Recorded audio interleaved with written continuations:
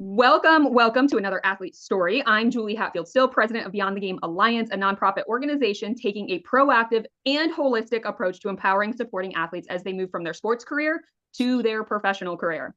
It's such a critical period and can be one where students are feeling not only isolated, they may be feeling lost and confused. And we believe it's way under discussed, which is exactly why we invite athletes who have navigated this time to share a little piece of their story. So I'm honored to introduce Stef Feinstein into the room with me today. Welcome, Stef. Thank you for having me, Julia. Great honor. Well, I'm excited to just dig into your athletic background. You've had an impressive journey in athletics. Would you mind sharing a little bit about your background in sports, what you've played, level of play, and some of your greatest accomplishments along the way? Sure, absolutely. I'd love to. So I started playing softball when I was about 4 years old, probably, as all young kids do, trying to figure out what they want to do. We were a huge baseball, softball, family growing up, so it just kind of fell into my lap, really. I was introduced to it by my dad, and continued to play, fell in love with the sport. That was really my primary focus. I did dabble a little bit in basketball, but, softball was really just where I found happiness and, where my life was going to take me. And I was very, very fortunate to have the opportunity to play Division I softball at Hofstra University from the fall of 2006 to the spring of 2010. During that time, we won three conference championships, hosted two NCAA regionals, and my career ended at the University of Arizona. We lost in the regional final to Arizona the spring of my senior year in 2010. While I was in school, I was a four-time academic All-American, and graduated in the I think it was the top 10% of my class, with grades, super academic. We my first career hit was a double against Auburn my freshman year. So that's one of my favorite moments. And I'd say probably another favorite moment is a game-winning hit against BYU. I think either my sophomore or my junior year. But definitely some really cool experiences playing at that level, competing against the best of the best from across the country. Post graduation, I was offered a fellowship to coach at Bryant University, while getting my master's. So I have my MBA from Bryant University in Smithfield, Rhode Island. I coached for the 2 seasons that I was there. We were transitioning from Division II to Division I, so we weren't eligible for the playoffs. But both of those years were very, very successful and a lot of fun, a great learning experience. Taught me a lot about coaching and if I were to continue coaching, what I wanted to do and a lot of things that I didn't want to do as a coach, which I think is super important. Post Bryant, I actually took a little bit of a hiatus from softball.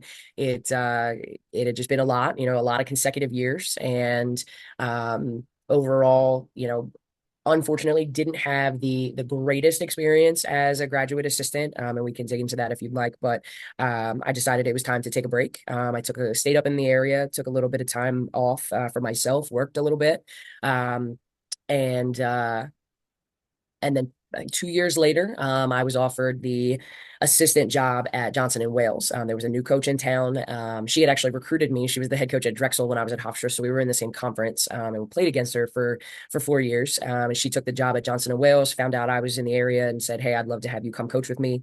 And we were very fortunate to win the first two conference titles in school history for softball at Johnson and Wales, which was really cool.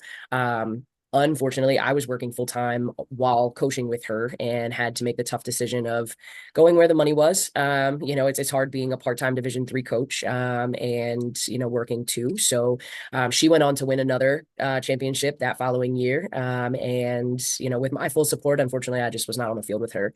And then in 2017, I moved back to Pennsylvania, which is where I'm from, and I started doing lessons on the side. I worked at a sports facility doing lessons, and um, ended up taking a job in finance, which, if anyone who sees this who knows me is still shocked that I went into finance. Was definitely not something I ever thought I would do, but I love it. So I've been in finance since 2018, and I still do some lessons on the side. I was coaching a little bit of travel softball.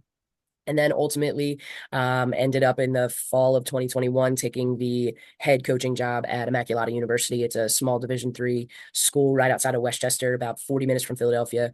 And I'm going into my fourth season with them. And yes, I still do work full time in finance. This coaching job is technically part time, which is really the only reason that I can do it. But I'm super fortunate to have some great support on both sides, from both institutions to allow me to do that. So that's where I am now. Steph, your journey just altogether is such a true example of how the game, it doesn't end, it just changes. You know, you've really had this incredible journey through the vehicle of your sport of softball, that has really led you into the space. But I want to go back to that period of time where you were moving on from Division I softball and taking that first coaching position. And in essence, you personally hung up your jersey on competitive play. Tell me what that experience was like for you. What kind of support or support you wish you had in that phase of life? Sure. Um, I'd say my senior year was an interesting time for me. I did not start as many games as I would have hoped or would have liked, but you compete, and when you're playing at such a high level, you understand that there are people that are going to be better than you. And at the end of the day, it's not my decision. So the last few weeks of my senior year were interesting because it was mostly playoffs. It was the wrapping up regular season, going finals, graduation, um, conference tournament, going into NCAAs, traveling to the University of Arizona, and it was it's an interesting time when you don't know when that last day is going to be, because we were good and we didn't know, obviously the goal was to get to the World Series, to compete at the highest level. And, so when you play for a team that was as good as we were my senior year, you don't think there's ever a day that it's going to end. And then it does. And it's an emotional roller coaster because it hits you square in the face that it's like what you've known from 4 years old to 22 years old is done. And you're not going to play competitively anymore. So it's definitely an emotional roller coaster. I always had awesome support from my coaching staff and my parents. My mom was my biggest fan, my whole life. And unfortunately, she was not in Arizona when that time ended. But other than my teammates and my coaches, she was the first person that I talked to. And it's a little bit surreal. Like it doesn't hit you immediately, and then it's like, wow, I'm not gonna put that uniform on again. I'm not gonna put my cleats on again. So it's definitely surreal. And yeah, I'm a very emotional person. I am very upfront about that. I wear my heart on my sleeve, and so I kind of live like that now. Even when I coach, it's you never want the season to end. You want to keep winning, you want to keep playing. But as a player, it definitely hits you a little bit different, when you realize that you're not going to put that jersey on again. And I didn't have different from the group of seniors that I graduated with. I pretty much went straight to my grad position. So I I moved up there over the summer. I moved up to Rhode Island over the summer, and it was a quick transition. And it's hard. I'm relatively young for my grade, for my year. My birthday's late in the spring. So I was still 22 when the two seniors that were at Bryant that year, when they turned 22. So we were all the same age. And there's definitely a fine line between um being a coach and getting the respect as a coach, and being a 22-year old, and being fresh out of college, and never having coached people my age, and who were my peers. So that was definitely an interesting time. But I had, like I said, a really cool support system as far as, family and, friends who were, and my coaches, Laura Anderson, who is the head coach at Missouri now. She was my associate head coach, and our head coach, Bill Edwards, he's in the NCAA Hall of Fame, NFCA Hall of Fame. one of the, winningest coaches in Division I history. To be able to play for him and still to this day at 36 years old, still have a support from him. We just celebrated his 80th birthday, and I still, the day that, usually a day or two before my first game coaching, no matter where I've been, I get a text message from him, wishing me luck, saying that he's my biggest fan. And it's, to be able to still have that support so many years later, just shows me how big the connection can be, when you get into the right circle of people. And people who I would truly consider family, because family comes in all shapes and sizes, and you don't have to be blood, to give somebody support like that. And so the transition was hard, but I didn't have a lot of time to dwell on it, because I was going right from playing to coaching. So it was interesting, but and fast, but a good transition. I think having that gave me the opportunity and gave me some of the skills to be able to pivot in my career, and to be able to do both things that I enjoy doing, have the focus to be able to be in finance while also coaching. And I would say a lot of those skills came from the transition from player to coach. I love that. I love that. And such a real experience too. I know you used words like it kind of hits you in the face. It's surreal. But what I also heard for you, Steph, you were activated, you were proactive in what was next for you. And I also heard a lot of value in community in this time of shifting gears and changing the game. Would you say that having your community around you and having a good support system was one of the key factors in that swift transition for you? Absolutely. I mean, I had no plans on going to grad school right after college. I had seen myself, getting a job or getting an internship, and, working a little bit. I was a marketing major, with a fine arts minor. I know, interesting, but, I really enjoyed it. And the opportunity to go to grad school was positioned to me early in the spring semester of my senior year.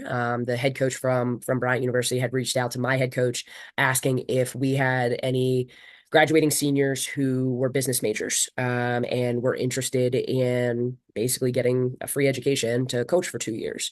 And I was the only business major. So they said, "Hey, are you interested?" And I thought about it, and I talked to my parents about it, and they they were both like, that's a lot of money that you don't have to pay to go get an education that you're probably going to want at some point. Why not go do it? And so to have their support, especially how quickly everything moved once I had said yes, and I talked to my coaches about it, to be able to have their support, to take some time to study for my GMATs, to go take the GMAT test. People people study for years for that test, and I had like 3 months. So studying, going to practice, having the support from my parents, my mom coming up and going to Rhode Island with me to meet the coach. The day we flew back from Arizona, the next morning, my mom came to New York, picked me up, and we went to Rhode Island um to see the school, and to meet and do kind of like a final official interview. So everything, moved fast to be able to have, that support. It was huge. I've always had a small group. My circle has always been on the smaller side, but more so by design, because I know the support that I have from that core circle, and it was really nice to have. And I think that it would have been a lot harder had I not, trying to make that decision on my own. I probably, looking back, I don't know that I would have said yes, if I didn't have the support that I did. I'm a homebody. I am very close with my family, and to be moving farther away, was not something that I had envisioned, especially to an area I'd never been to. I never really spent any time in New England, and I was going up there by myself. So it was definitely a learning and growing experience that I probably would have gone very, very differently had I not had the support I had. Yeah. Yeah. Well said. We were speaking offline on how as athletes, sometimes we create our own chaos, but I think in being an athlete, we're also perfectly positioned to handle the chaos. And truly what I hear in that piece of your journey was your willingness to adjust, your ability to pivot, your openness to the possibility that maybe what you thought was going to happen could change and something different could happen. So I just love, I appreciate you sharing that. We truly believe that sport is just a small simulation of life to come. And I think in that example, you share exactly that. But what else do you feel like your athletic career has given you or trained you to be or to show up a certain way that has helped you in your future career in what you're doing now? Sure. Um, so much. Like to sum it up in just two words, so much. You hear a lot about, teamwork and, and things like that in the workplace and how you get that from athletics, but I think it goes multiple levels beyond that. Um, between the drive to be successful, work ethic, your mindset, the ability to pivot, and the ability to communicate. When you play a team sport like softball, communication is key. I preach it to my players every day. It was preached to us every day. So being able to communicate, and learning that it's okay to be wrong, learning that it's okay to mess up, and it's not necessarily what happens during that mess up, but how you recover from it, how do you fix it, problem solving, and all of those characteristics, all of those things, time management, organization, all of those things, when you look back and you think about how all of those things got you to and through your career as an athlete, and then kind of propelled you forward. It's when I think about my financial career, the first time I ever spoke to anybody about finance, I was my former manager had reached out to me on LinkedIn, and the first thing he said was that he saw that I was an athlete. We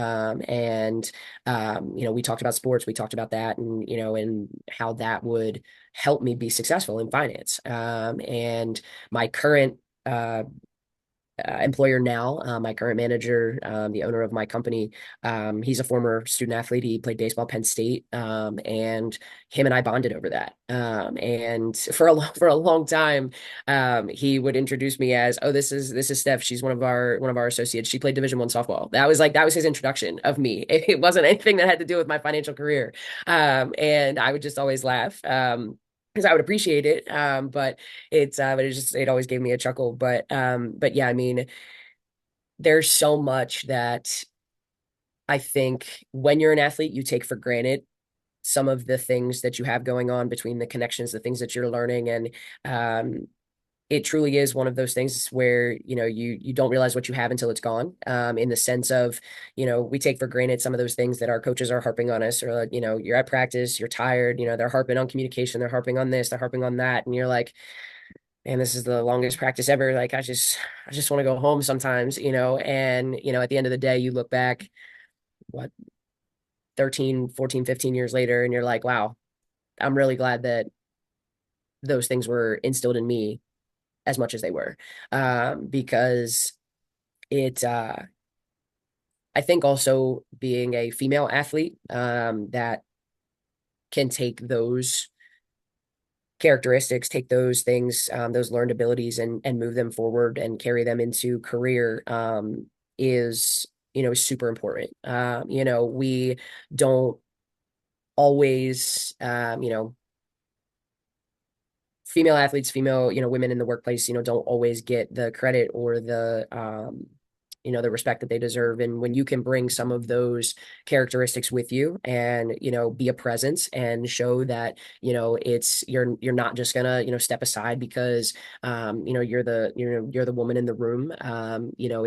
We get all that from sports, and other like-minded people, other strong women in our lives, and I 100 million% would not be where I am in my career with the mindset that I have, whether it be in coaching or in finance, without those things that were instilled in me when I was a college athlete.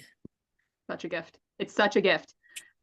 Well, as we wrap up here today, Steph, is there any advice or even strategies or tools that maybe, are top of mind and heart for you that you can share with other athletes who are currently in this space of moving from their competitive career into their professional career? Sure. I think my biggest advice is to be to be a sponge, take it all in, take in the experience, don't take for granted where your career is now, because at some point it is going to come to an end, whether it be that you finish and you graduate, there's an injury, there's external factors that make you need, have you walk away from the sport early. You never know when that last game is going to be. So be a sponge, take in all the experience, take in all the noise, take in all the things, and put some trust into the core people in your life, whether that be your coaches, whether that be your parents or siblings or friends, significant other, whoever it is, grandparents, that really have your back, that support you, and lean on them, because um, not everyone has that opportunity, and it's so important to have that support system when you're making that transition, whether it be from player to coach, player to career, figuring out what you want to do in general, because you're not always going to know right away, and then that's okay. But having the support of those around you is definitely important. And lastly, I would say that um, you're going to learn the most from the experiences that don't go the way you want them to. And whether it be that your career isn't what you wanted it to be, the playing time you got wasn't what you wanted or expected, the first job you take isn't, what you expected it to be, you don't have a great manager, you go through a bad breakup, you have a falling out with a parent or a friend, or someone in that support system, you know, you're going to learn the most from those situations, and you're going to be able to figure out what you don't want out of life. And I think that's just as important as knowing what you do want out of life. And I've had a lot of those experiences where, okay, it makes you look back and be like, man, I definitely probably wouldn't have done that again. But then you think about it again, it's like, well, how much did I actually learn from that situation? I am the coach that I am now. I am the colleague. I am the financial consultant that I am now. A lot of Because of some of those negative experiences, or the not my favorite experiences. I don't like to use the word negative, but and it's okay to have them, but there is going to be a tomorrow. There is, you can recover, and you just take that. And as long as you can take that and turn it into a learning experience and figure out what you can get out of it, you can easily turn that into a positive that will propel you into your career.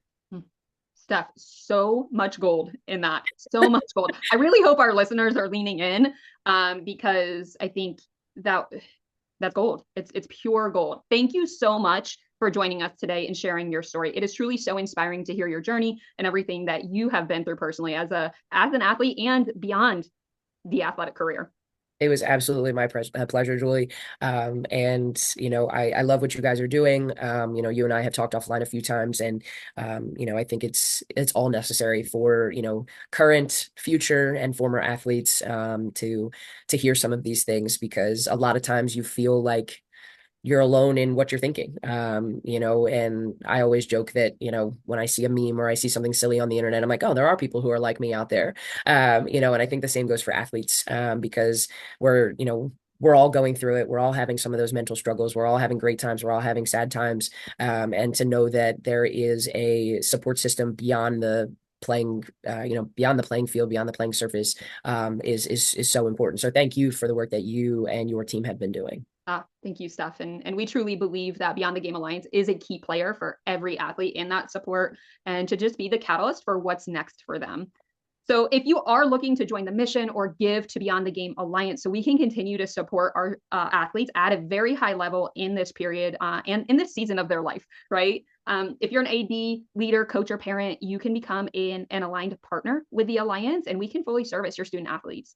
Secondly, if you speak athlete and you have a specific skill set that our student athletes need, you can become an aligned provider for our athletes. And lastly, if you are a corporate sponsor and would like to be a corporate sponsor, and you have a business and you're just passionate about this cause, we invite you to start that conversation with us. You can learn more about ways to give at beyondthegamealliance.org. And if you want to stay in the loop, I'd also recommend subscribing to our YouTube channel and finding us on social media so you can hear all the incredible interviews as they're happening here at Beyond the Game Alliance.